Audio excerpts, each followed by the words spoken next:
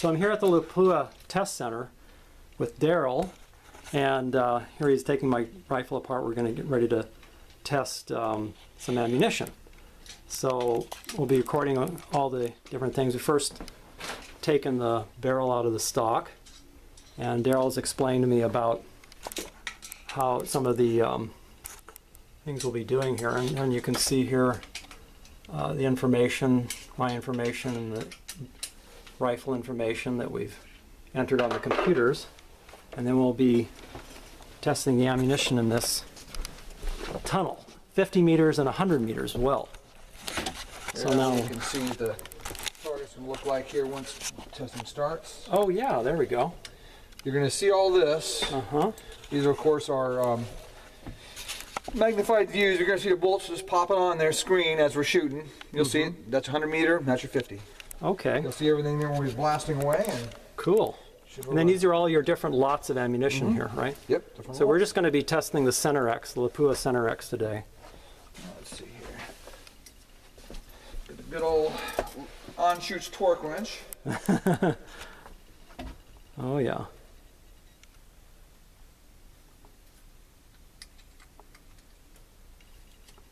Is that torque wrench available through Anschutz? Yeah, you buy this through Anschutz. Oh.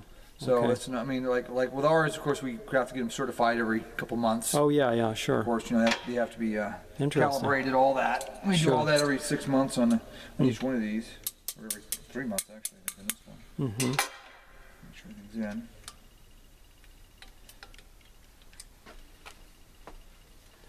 Make sure I'm the right one. How many rifles do you think you've tested here? Hundreds, huh? Yeah, probably. Yeah, I'd say it's been open for about a year and a half. So if you said 4 rifles a week times however many weeks or a year and a half, actually probably more than that, probably at least one a week, one a day. So that'd be one every 5 work week, so 5 a week. And then it'd probably be whatever 5 times. Couple thousand, probably. Now you're looking, you're looking at 300 or 400 probably, yeah. Oh, okay. There you go. And these targets are all electronic, right? Yes. You don't have any paper. Yep, there's at the each one is a screen about 2 foot by 2 foot. It's a electronic screen. As a bullet goes through, the light diodes measure within 1/100th of a millimeter. Wow. And so you get the measurement out of it without the bullet touching anything. That's why it goes through the 50, continues on to the 100. Okay. At the 100 meter, of course, it measures again. Yeah, sure. So from the same round fired, Uh-huh. you get both a 100 and a 50 meter group. So it's neat because you can see some guns that prefer the 50 and kind of mediocre at 100, or they prefer the 100 where they're not actually doing better. But what they do is they have a, let's say it groups that, outside to outside is 15 millimeters or 16 millimeters at 50, but at 100 they're at about 20 to 25. Okay. So they're not. It's not 100%, or a 50% increase. It's or 100% increase like you'd think, because 100% increase in range. And it's just because the bullets settle down. What happens is how way harmonics work with a gun barrel is when you have the firearm go bang. With a 22, the sound, of course, travels faster, in a solid object. So you have the wave going back and forth to the end of the barrel multiple times before the bullet even leaves the barrel. And that's why you have the barrel whip. Okay.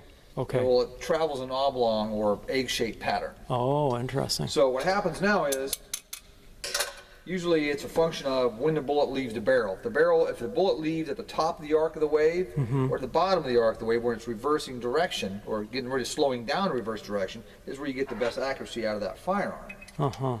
So that's why barrel tuners work. They put them on the end of the barrel, and that will take out some of your vertical dispersion. But if you notice, most tuners do not take out the horizontal. Oh, interesting. Okay. That's because of that. Yeah.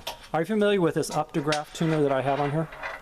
Are you familiar? This one here, is it, no, it's optograph? Optograph? Okay. I've seen ones very similar, like Beehive. You know, they have Okay. many different types. Okay. But it's very, they're all pretty similar. I mean, they all have the same scale and gauge like that. And it's just, Now this is something that is a fairly new development, because when I was shooting in the 70s, they didn't have these tuners.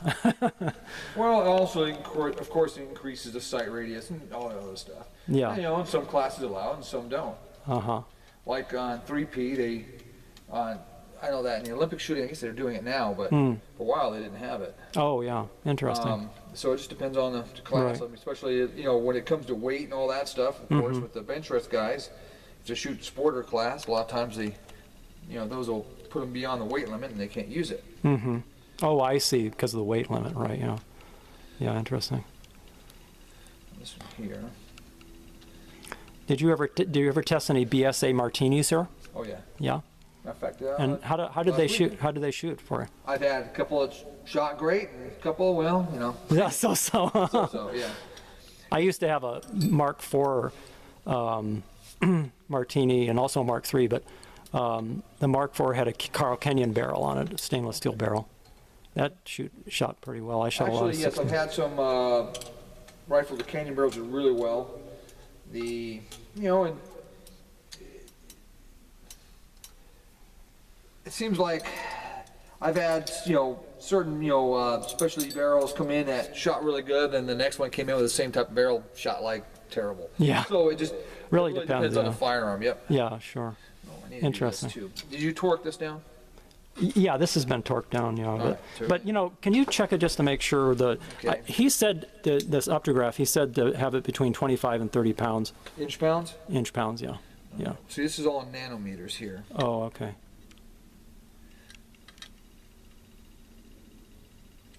I don't know if I have the right bit for it. This is the American bit. I've got one here. Yeah, but I'd have to. Oh, you'd have to sit on there. Yeah. Well, it is already torqued torqued it, down. you Yeah, could- torqued it down. Yeah. This is going to take a little bit to set up, so Okay. I'm going to have to move around a bit here and get everything going. No problem. I'm not in your way, am I? Okay. That shouldn't be much of a problem.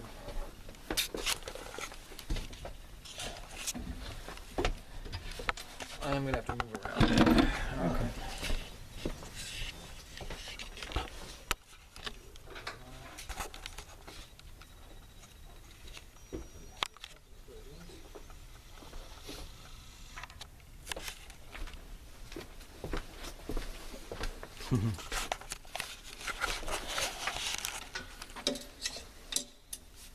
Yeah, the Mark III martini I shot a national record with, actually, so I know they'll shoot. Yeah, they'll do good. Like we had one here just recently. Did really well. Uh-huh. Because some people have said that floating barrel, they don't like it, but I never had a problem with them.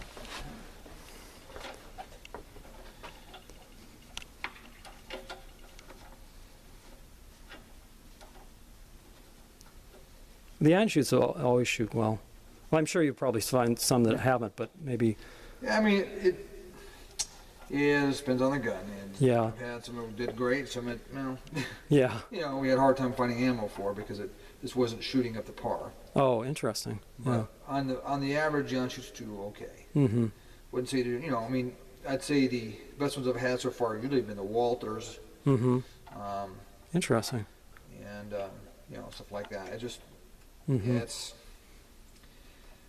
and some of the bench rest guns. I've had some bench rest guns with, you know, I can't even remember them type actions. You know, they're all custom actions. And Oh, yeah. Canyon barrels. Whatever, Right, you know, right, the case right, may right. be little barrels. Right, you know, right. And they're all customized guns, and some of those really did well. Mm-hmm.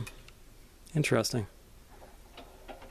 Well, Anschutz sends you a test group when they send you the rifle, like they sent with this, but I just wonder what kind of. Well, they test them usually from clamped. The barrels are all clamped in. Okay. These big clamps. Okay. We're gonna be firing it more like as would be fired, you know, from the stock, where you have Oh, interesting. have this set up in a block, Uh-huh. and So they're just testing the barrel. yep. Oh, interesting. Okay, so this is more of a holistic test. I have to say, yeah, it's probably a little better on testing on apparatus. Okay. Now, of course, this also means you don't sometimes get as good groups as they did Uh-huh. the test group. But And the test group I got from them when I bought this rifle was a 50-meter test, so they don't test it at 100. no, they don't test it 100. It was just a paper target. Also, the thing about paper targets is, and it gives you, compared to this stuff here, which will give you the full diameter of the bullet. Paper target's only going to show you about, probably, 50% of the bullet diameter. Uh-huh. And so people look at that and go, oh, hey, my paper target looks smaller. Yeah, well, it looks small because you're only seeing half the bullet hole. Oh, This thing here is interesting. going to shoot more of like a wad cutter load from a pistol where you have Uh-huh. the full diameter of the bullet showing. Interesting. Not just part of it. Uh-huh.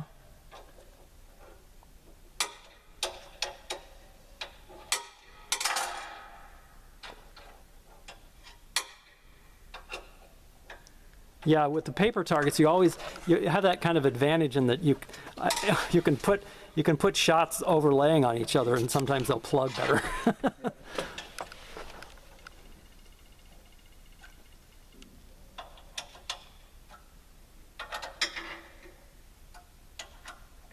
I've never shot in competition with the electronic targets, but I understand it's Well, yeah, whatever.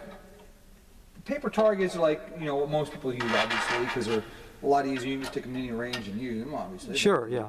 But if you're going to shoot international stuff, they'll start using paper targets, of course. Oh, I'm sorry, electronic. Right.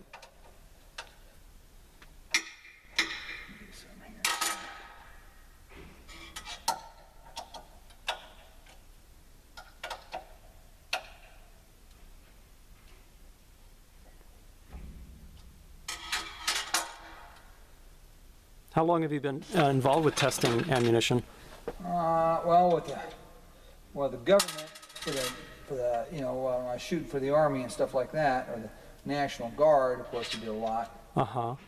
But that was mostly with the match stuff, the 7.62 and all that. We played around with different loads. Okay. But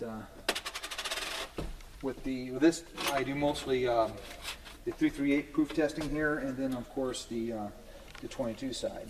Okay. And in fact, I got that little thumpy here in the background. That's we're doing the proof testing in a tunnel, Mm-hmm. and then on the proof of concept type stuff, I take it out to the ranges, and we put them in different rests, and we actually test them there, see what the wind drift and temperature differences and all that cool stuff. And that tunnel on the other side, they do we put the ammunition in ovens, Mm-hmm. and then freeze it, so it's fired at, Arctic weather temperatures, and then we fire it at, like 140 degrees Celsius, so like you left in the trunk of a car. Wow. I'm sorry, 140 Celsius, 140 Fahrenheit. Uh-huh. Uh-huh.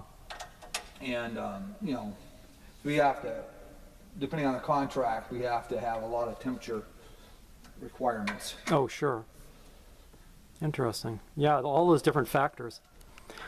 Now, back in high school, I did a physics experiment where I tested whether cleaning the rifle affected the accuracy of it by testing the consistency or inconsistency in the velocity after, it had been cleaned and things like that. Have you found any correlation between cleaning and the accuracy of the rifle?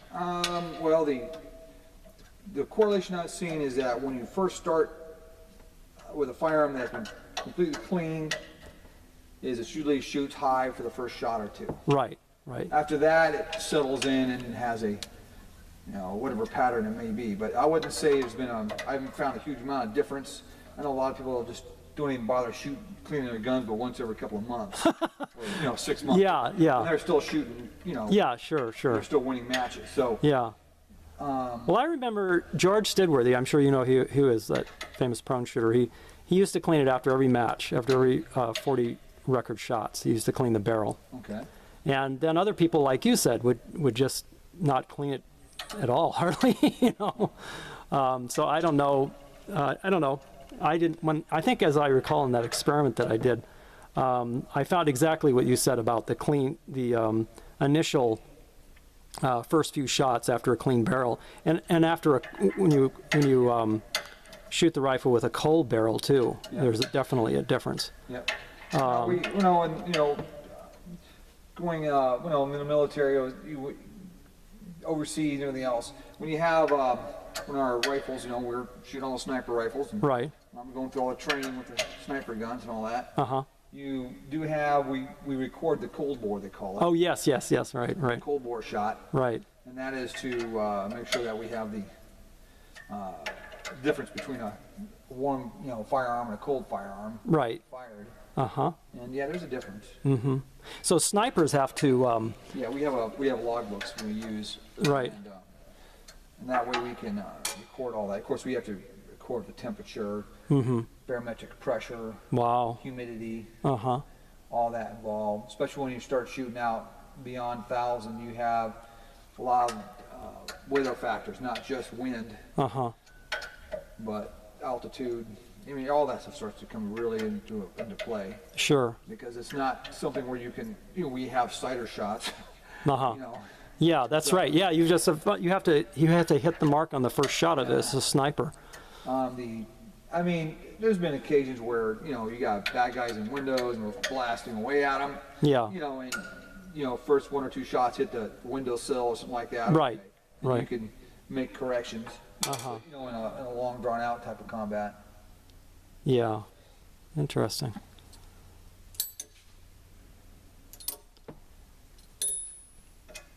Now, there's some ammo that does better in under wind conditions, or not necessarily. Well, I found the biathlon ammo does pretty good at 100. Uh-huh.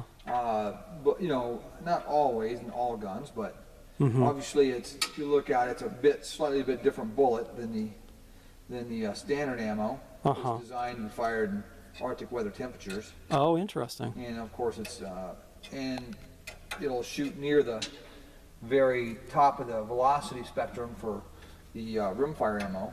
Mm-hmm. So you have a little better 100-meter performance sometimes. Mm-hmm.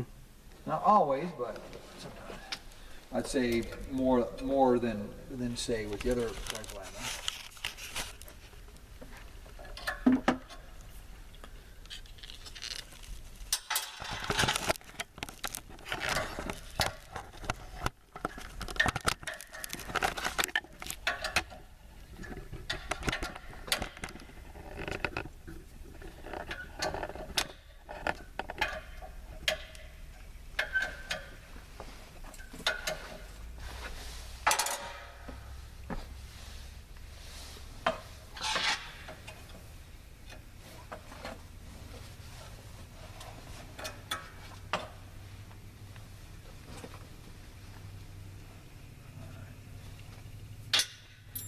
When I went to Fort Benning, Georgia, as a junior shooter back in the 70s, they sent me down there on a training thing. They had a test range down there too. Okay. But you said that they came here to test. Yep. Well, the I don't know if you know Josh Olson and all those guys. Yeah, they came down for a bit. Oh, okay. But I know they have their own test facility there. Mm-hmm.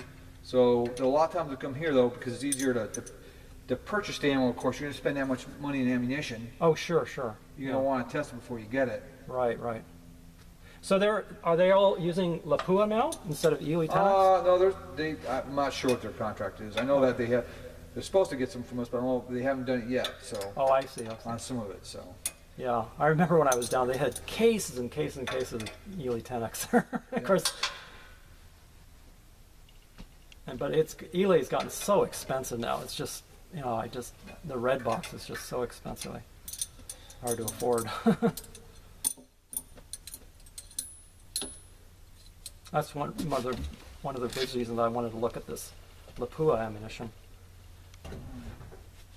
I'm going to test fire real quick to make sure we got Oh, sure. Oh, yeah, here, thank you. Make sure we're going through the traps. Okay.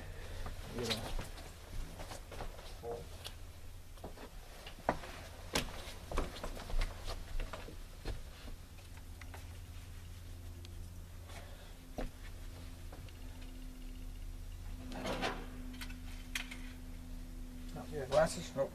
Oh, thanks.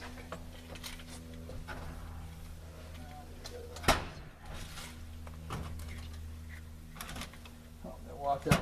nuts. Oh well.